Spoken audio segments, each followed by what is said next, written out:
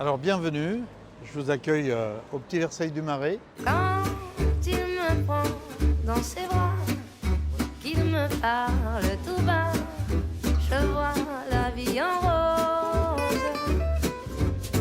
Il me dit des mots d'amour, des mots de tous les jours, mais moi, ça fait quelque chose.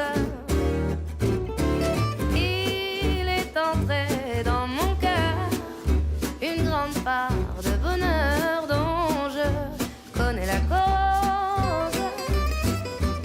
C'est lui pour moi, moi pour lui dans la Je vie. suis fils de boulanger, donc ceci explique cela, puisque je dormais au-dessus du fournil de mon papa. Et donc j'entendais la nuit le pétrin. Voilà, j'ai vécu dans cette atmosphère. Quand je descendais au fournil, j'étais dans une ambiance de travail déjà, ce qui me plaisait beaucoup.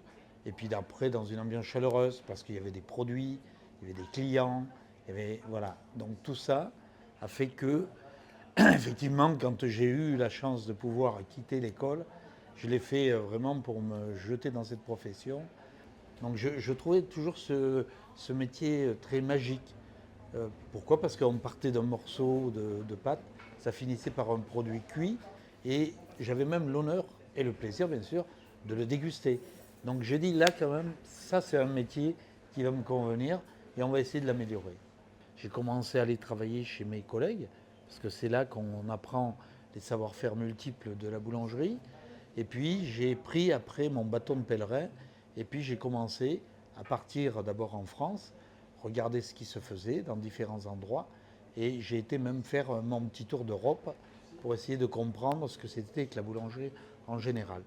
Et quand j'ai réussi à avoir tout ce savoir-faire, j'ai dit il y a un axe qui pourrait me permettre peut-être de développer mes idées, développer mon business, développer aussi la formation, c'est carrément essayer de décrocher le fameux titre de meilleur ouvrier de France. Le titre de meilleur ouvrier de France, l'avantage, c'est que vous êtes jugé par vos pairs, c'est-à-dire vous êtes jugé par des professionnels et uniquement des professionnels. Donc le jour où ils décident que vous êtes un des meilleurs ouvriers de France, là vous avez atteint le summum de ce qu'on peut exiger pour un professionnel de très haut niveau, et on vous donne en même temps un bâton de pèlerin. Enfin, c'est comme ça que nous on l'interprète, hein, pour aller porter ce message de qualité, d'abnégation, de volonté, d'humilité aussi, pour que vous alliez amener à vos collègues la même chose qu'on vous a appris, et c'est une façon comme une autre de transmettre le métier. Donc ce titre est très important pour la transmission.